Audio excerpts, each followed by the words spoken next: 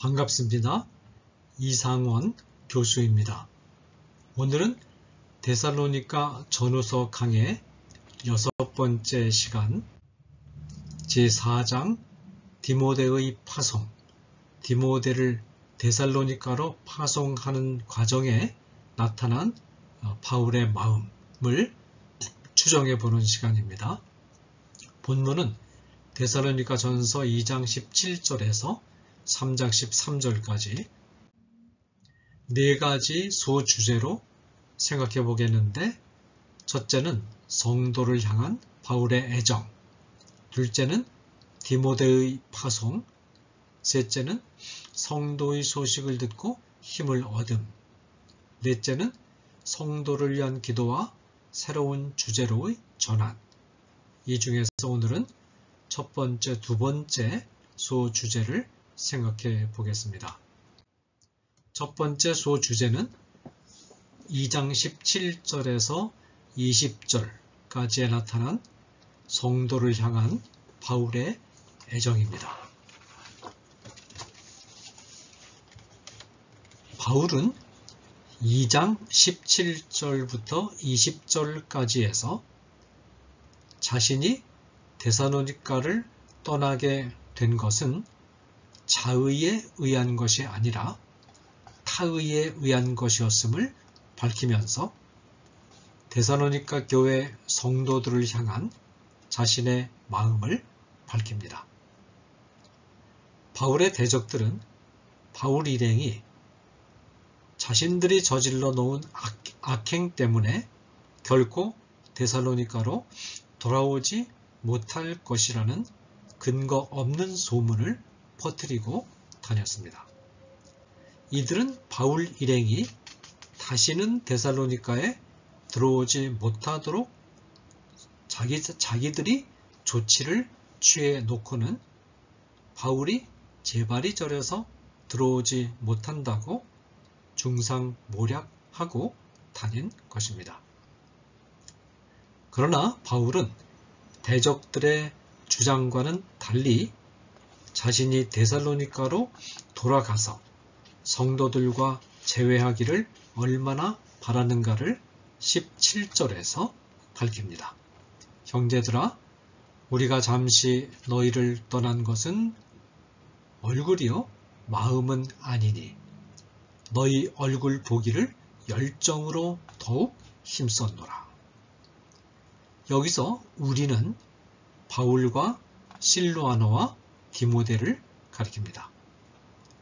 바울은 데살로니가의 유대교인들에게 떠밀려서 데살로니가를 떠날 때 자신이 데살로니가를 떠나 있는 기간이 그리 오래 계속될 것이라고 생각하지 않았습니다. 잠깐 떠나 있다가 다시 데살로니가로 돌아갈 것으로 기대하고 있었습니다. 그런데 데살로니가를 떠난 후 고린도에 도착할 때까지의 여정을 보면 데살로니가로 돌아가는 것과는 점점 더 멀어지는 방향으로 사태가 전개되었습니다. 바울의 마음은 데살로니가 쪽으로 계속 끌렸으나 바울의 행로는 베레아에서 아테네로, 아테네에서 고린도로 떠밀려 가면서 데살로니가로부터 멀어지기만 했습니다. 마음은 가까이 가고 싶은데 거리가 자꾸 멀어지면 안타까움과 그리움은 더 커지기 마련입니다. 이 같은 바울의 마음이 본문 중 잠시 너희를 떠났다 라는 표현에 잘 나타나 있습니다. 여기서 번역상의 문제를 지적하지 않을 수 없습니다. 우리말 번역은 원문에 생생하게 나타난 바울의 마음을 제대로 전달해 주지 못하고 있습니다. 우리말 번역에는 잠시 너희를 떠났다 라고 평이하게 번역되어 있으나 원문 그대로를 번역하면 너희로부터 떠난 이후 지금까지 고아처럼 버림받았다 라고 되어 있습니다. 원문의 핵심은 고아처럼 버림받았다는 데 있습니다. 이 표현이 들어가 있는 것과 단순히 떠났다라는 표현과는 전달되는 마음의 강도가 다릅니다. 사랑하는 성도들로부터 강제로 떠나야 했을 때 바울은 마치 가족을 떠나 고아가 된 느낌을 떨쳐버릴 수 없었던 것입니다. 이런 느낌은 바울의 여정이 베레아에서 아테네로, 아테네에서 고린도로 떠밀려가는 과정에서 점차 소멸된 것이 아니라 점점 더 짙어져 가다가 고린도에 도착했을 때는 약하고 두려워하고 심히 떨었노라. 고린도전서 2장 3절라는 고백을 해야 할 정도로 외로움을 느껴야 했습니다. 바울은 외로웠던 감정을 솔직히 표현한 후에 자신이 몸은 떠나 있어도 마음으로는 결코 데살로니가 교회 성도들을 잊은 일이 없다고 토로합니다. 바울은 대적들이 비난하는 것처럼 데살로니가로 돌아가기를 주저하고 두려워하기는커녕 데살로니가 교회 성도들에게로 돌아가려고 온갖 노력을 다 했다고 말합니다. 너희 얼굴 보기를 열정으로 더욱 힘썼노라. 그러나 바울은 사탄의 방해 공작으로 데살로니가로 돌아가려는 자신의 노력이 거듭거듭 벽에 부딪혔다고 18절에서 말합니다. 그러므로 나 바울은 한 번, 두 번 너희에게 가고자 하였으나 사탄이 우리를 막았도다. 바울의 데살로니가 행을 가로막은 사탄의 방해 공작은 아마도 사도행전 17장 1절에서 10절에 기록되어 있는 야손 사건을 배후 조종한 유대교인들의 계속되는 방해 공작과 관련되어 있음이 분명합니다. 바울을 대신해서 야손 가족을 인질로 사로잡은 유대교인들은 바울만은 다시 데살로니가로 불러들이지 않는다는 것을 조건으로 야손 가족을 풀어준 바 있습니다. 이 서약 때문에 당시의 읍장들이 살아있는 동안 바울은 데살로니가로 들어갈 수가 없었습니다. 게다가 유대교인들은 바울이 데살로니가로 들어가려는 낌새가 보이면 온갖 수단과 방법을 동원해서 방해 공작을 했을 것으로 추정됩니다. 바울은 이 방해 공작을 사탄이 배후에서 조종하는 작업으로 해석합니다. 성령의 인도하심에 민감했던 바울은 사탄의 존재와 활동까지도 민감하게 감지할 수 있는 영적인 안목, 이른바 영성을 갖추고 있었던 것입니다. 바울은 데살로니가 교회 성도들이 인간적인 그리움의 대상일 뿐만 아니라 예수 그리스도의 재림의 날에 하나님께서 인류의 모든 행동을 정밀하게 검토하실 때 하나님 앞에 자랑스럽게 내놓을 수 있는 열매라고 19절에서 20절까지 해서 말합니다. 우리의 소망이나 기쁨이나 자랑의 면류관이 무엇이냐? 그가 강림하실 때 우리 주 예수 앞에 너희가 아니냐? 너희는 우리의 영광이요 기쁨이니라. 흥미있는 사실은 바울이 이 서신에서 중요한 주제를 서술한 뒤에는 항상 재림과 관련하여 언급하는 것으로 서술을 마무리 짓고 있다는 점입니다. 예를 들어서 첫 번째 주제인 데살로니가 성도들의 아름다운 신앙생활의 모습을 소개한 1장 2절에서 10절의 마지막 절인 10절은 이렇게 마무리됩니다. 또 죽은 자들 가운데서 다시 살리신 그의 아들이 하늘로부터 강림하실 것을 너희가 어떻게 기다리는지를 말하니 이는 장래의 노하심에서 우리를 건지시는 예수시니라. 바울은 두 번째 주제인 자기 변호를 하고 짤막하게 데살로니가 교회 성도들의 신앙생활 하는 모습을 재차 소개한 뒤에 2장 16절에서 또 이렇게 마무리합니다.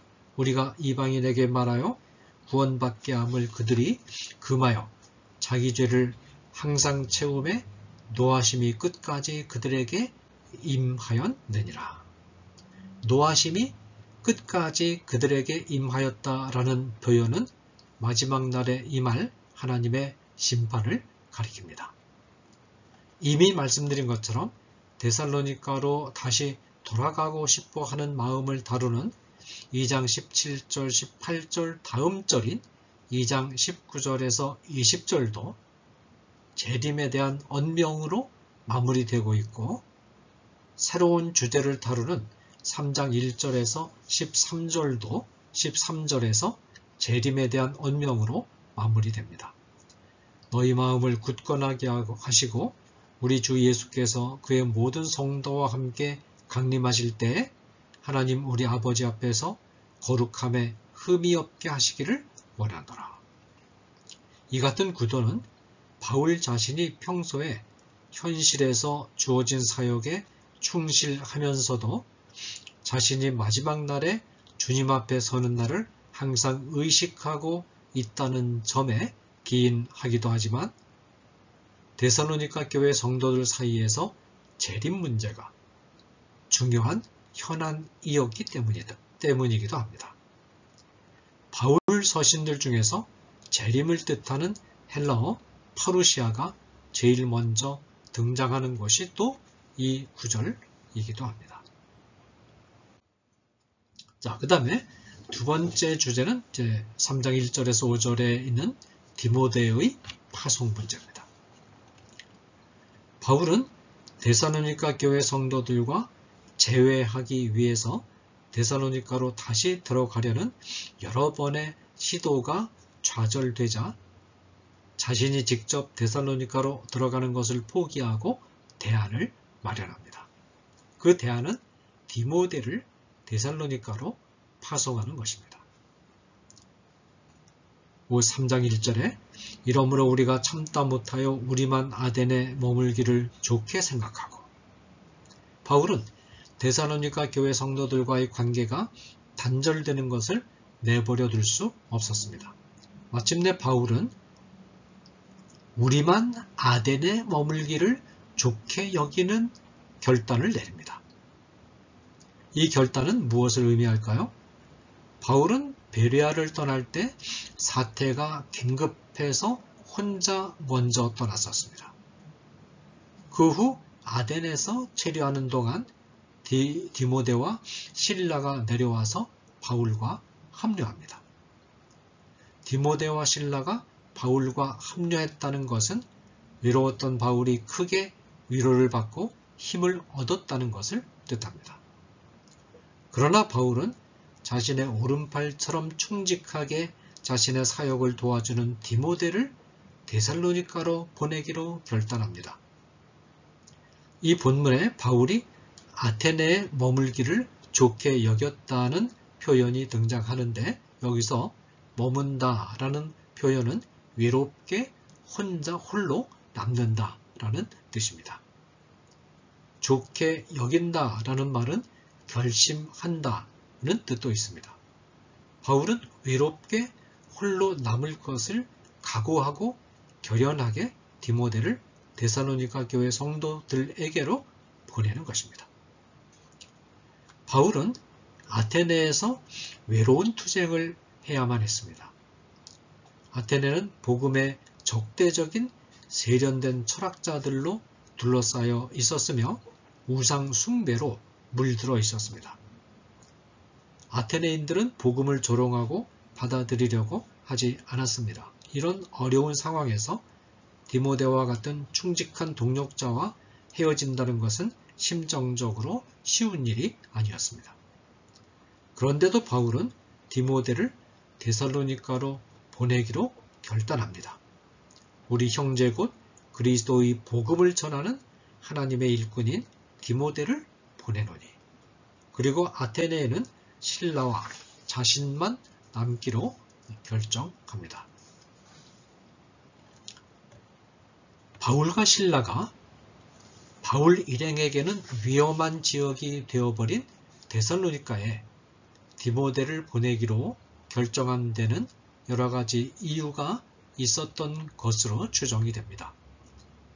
바울의 데살로니가 사역을 기록하고 있는 사도행전 17장이나 그 이전 빌립보 사역을 보도하고 있는 사도행전 16장을 읽어보면 바울이 디모데를 동력자로 택하여 같이 여행을 시작한 후에도 실라의 이름은 바울과 나란히 빈번히 거론되는 데 비해서 디모데의 이름은 거론되지 않습니다. 아마도 바울은 디모데를 사역의 전면에 내세우지 않았던 것 같습니다. 눈에 띄게 두드러진 활동을 하지 않고 다만 바울의 비서처럼 바울의 일을 돕는 정도의 역할만을 맡긴 것으로 판단됩니다.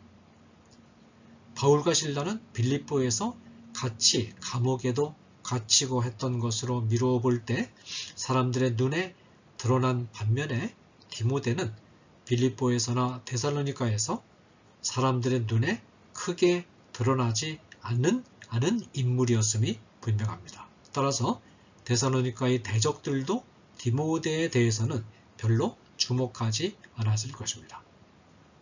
이런 사정을 감안해서 바울과 실라는 디모데를 데살로니가로 보내도 그다지 위험하지 않으리라고 판단하고 디모데를 보내기로 결정을 했던 것 같습니다.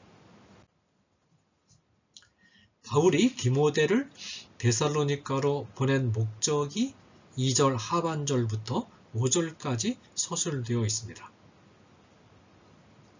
이는 너희를 굳건하게 하고 너희 믿음에 대하여 위로함으로 아무도 이 여러 환난 중에 흔들리지 않게 하려 함이라. 우리가 이것을 위하여 세움을 받은 줄을 너희가 친히 알리라. 디모데를 데살로니가에 보낸 목적은 데살로니가 교회 성도들의 믿음을 강화시켜서 그들에게 찾아온 환난을 잘 극복할 수 있도록 돕기 위한 것이었습니다. 이 여러 환난 중에 흔들리지 않게 하려 함이라 라는 표현에 주목할 필요가 있습니다. 이 구절에 사용된 흔들리지 않게 한다 라는 동사는 좀 더 정확하게 표현하면 유혹에 말려 들어가지 않게 한다는 뜻입니다. 이 동사는 개가 꼬리를 치면서 아양을 떠는 모습을 연상시킵니다. 바울의 대적들이 개가 꼬리를 치면서 아양을 떠는 것처럼 데살로니가 교회 성도들을 미혹해도 이 미혹에 넘어가지 않도록 돕기 위해서 디모데를 보낸다는 것입니다. 데살로니가 교회 성도들에게 아양을 떨면서 꼬리를 치는 자들은 데살로니가에 있는 유대교 지도자들입니다. 유대교 지도자들에게 있어서 바울은 철저하게 제거되어야 할 대상입니다. 그러나 데살로니가 교회 성도들은 바울을 따른다는 점에 있어서는 밉지만 유대교인들에게는 여전히 포섭의 대상입니다. 따라서 유대교 지도자들은 한편으로는 데살로니가 교회 성도들을 바울로부터 떨어뜨려 놓으려는 작전을 펴면서도 다른 한편으로는 이들을 회유하는 정책을 폈을 것입니다. 봐라, 바울과 같은 사기꾼 방랑 설교자를 따라다녀 봐야 어려운 일만 생기지 않느냐. 잠깐 바울을 따랐던 행적을 다 눈감아 주겠다. 이제라도 유대교로 돌아오는 것이 어떠냐. 그러면 모든 일이 원상복구되는 것이 아니냐. 너희를 괴롭히던 환난도 즉각 중지될 것이고 이전처럼 평화롭게 생활할 수 있지 않느냐. 바울은 이런 상황을 예상하면서 디모데를 데살로니가로 보내 바른 복음을 계속해서 가르침으로써 데살로니가 교회 성도들을 유대교 지도자들의 미혹으로부터 보호하고자 했습니다. 바울은 환난을 당한 데살로니가 교인들을 향해서 3절 하반절에서 중요한 가르침을 하나 줍니다. 이 가르침은 우리가 이것을 위하여 세움받은 줄을 너희가 친히 알리라 라는 구절에 담겨 있습니다. 이것은 환난을 뜻합니다.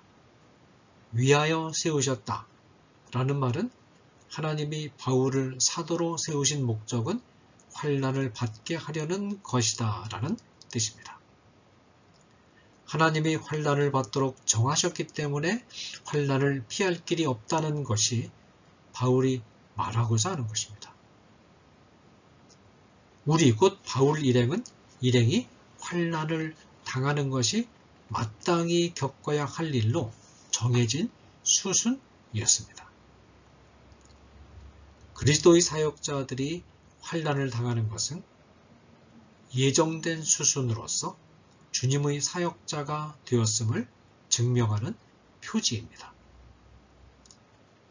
바울은 데살로니가에서 사역하는 동안 자신과 동역자인 디모데와 실로아노에게 환난이 뒤따라올 것을 예고했음을 상기시키면서 예고한 그대로 자신들에게 환난이 찾아왔음을 4절에서 강조합니다. 우리가 너희와 함께 있을 때에 장차 받을 환난을 너희에게 미리 말하였는데 과연 그렇게 된 것을 너희가 아느니라. 바울은 자신의 선교 사역의 경험을 통해서 누구든지 나를 따라오려거든 자기를 부인하고 자기 십자가를 지고 나를 따를 것이니라. 마가복음 8장 34절 라고 하신 주님의 가르침이 진리라는 사실을 몸으로 체험해 왔고 또 성도들에게도 줄곧 그렇게 가르쳐 왔습니다. 바울은 1차 선교 여행 중에 하나님 나라의 일을 하는 자들에게 세상에서는 환난이 반드시 따라온다는 사실을 깨닫고 성도들에게 가르친 바 있습니다.